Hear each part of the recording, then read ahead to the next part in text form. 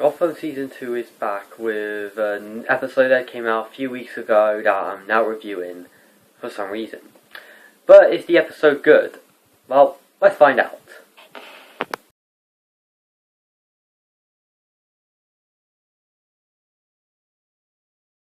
Hello guys, I'm Ty, which may know as Terran City, and welcome back to Gotham Reviews. Now, it seems weird to review this show even though I haven't reviewed Season 1, at least the second half. I will get to that season. Can't keep any promises though. I'll mention I like Season 1. I think it was a good season. It had some good episodes in it. There's only one episode I don't like, and that's the Viper episode. But the rest of the episodes haven't been too bad. So I was going into this one. So going into Season 2, I had both mixed but hopes that not only would this be good, but probably an improvement. And how were the other 3 episodes, and possibly the 4th? Well, let's find out. Let's start this episode off by reviewing the first episode of Season 2, Damned If You Do, which is directed by Danny Cannon and written by Bruno Heller, the showrunner. Now, the plot of this episode takes place just after Season 1. Things have changed a lot. Penguin is the king of Gotham, and if you guys don't know, spoiler alert, Fish Mooney died in Season 1. Gordon is now, I guess this trafficker guy or whatever, and Bullock is a bartender. Things don't go well when Gordon's fired from the GCPD after a little incident, and now he turns to Penguin to do this job, to sort of get back as a cop, I guess.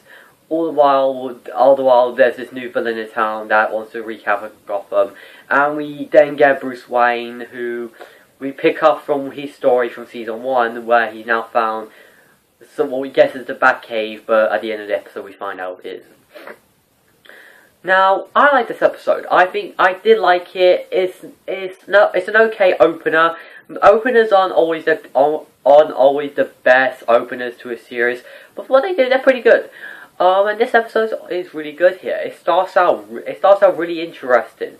It sort of gives us this tone. It sort of tells us, unlike Season 1, which was very inconsistent with its tone. Like 1 minute it will be lighthearted, and the next minute will be dark. This just tells us rather that we're going to get it's going to be very serious, and very not very serious, but it will be very over the top, very cartoony, and that I like. Ben McKenzie as Jim Gordon, I like him in this episode. He's likable, you gauge motivation, and the actor is good. At playing sort of a tough guy and all. Donald Ogden in this episode a lot. He's only in probably 2 scenes in the episode. But what he's in, he's pretty good in the episode. David Mouser says Bruce Wayne does also okay. He's okay in the episode, but I just don't like Bruce Wayne. I know a lot of people seem to grow to him, and maybe you kind of grow to him, but I don't grow to him. He's an unlikable character. He's just trying to be Batman, even though he's not Batman.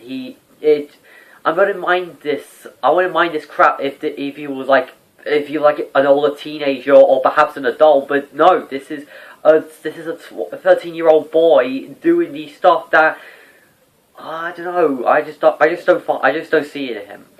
The actress playing Jim's wife, yeah, she does a good job. She does a good job playing the supportive wife and all. Well, at least girlfriends. They're not married. And Sean Pertwee as Alfred. He's actually the best part about this episode.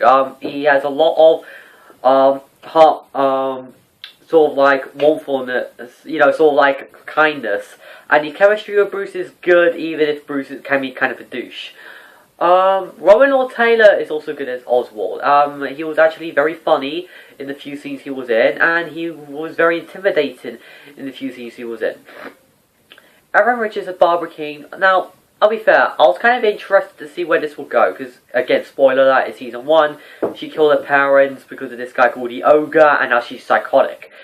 I don't mind it, and it's kind of interesting to see where it goes. Just for the later episodes, it just doesn't work. Every other character is just there. Commissioner Loeb is just there, just for this Commissioner Loeb is just there just to fight Gordon because we need a plot to this episode. And Victor Zsasz is just there because fan service. Anything else about this episode? The music's okay. The villains, there's not much villains in this episode. To be honest, there's not really a villain. There's this new guy, I believe. It's James Frame who plays T.O. Galavan, I think. He's an interesting threat. He has something going on. And he's kind of a cool threat, but I don't think he's as cool as later on. Jessica Lucas as Tabitha Galavan.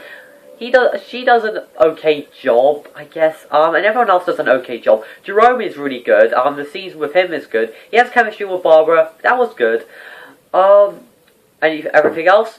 Well, now into production standpoint.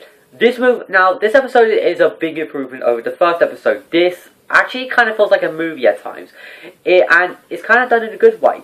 The director Danny Cannon gave us some very beautiful shots. This is a beautifully well directed episode, and it's not like it has some good shots unlike season 1. No, this looks visually interesting, and it's kind of the thing that kept the episode very engaged. There's not much action in this episode, but it doesn't matter because the episode is very fast paced. It's always moving for a 45-minute episode.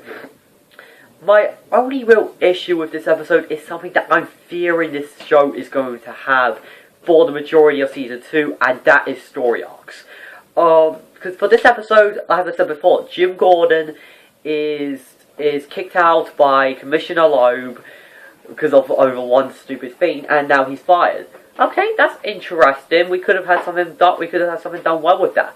That could probably be an entire storyline for the first half of season 2, or heck, the entirety of season 2, or probably for just a few episodes, but it goes nowhere. It doesn't.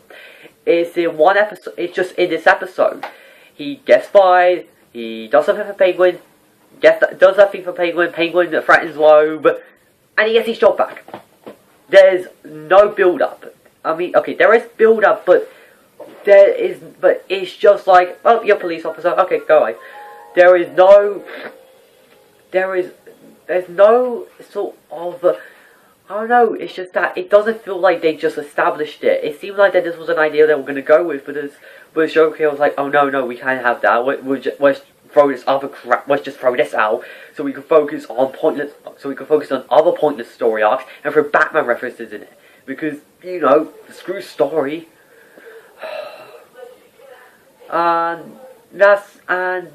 It's just, so, overall, it's an okay episode. While I don't like the Bruce Wayne story, and while I do feel like this story is extremely rushed, it's okay. If you just look at this as a fun episode, it's good. But if you look at it as if you look at the story is just a mess. It feels like it could have been something stretched, but it just doesn't. I'm gonna give this an 8.5 out of 10. I'm not gonna talk about it much. That's all I have to say. Now on to episode 2, which is, well,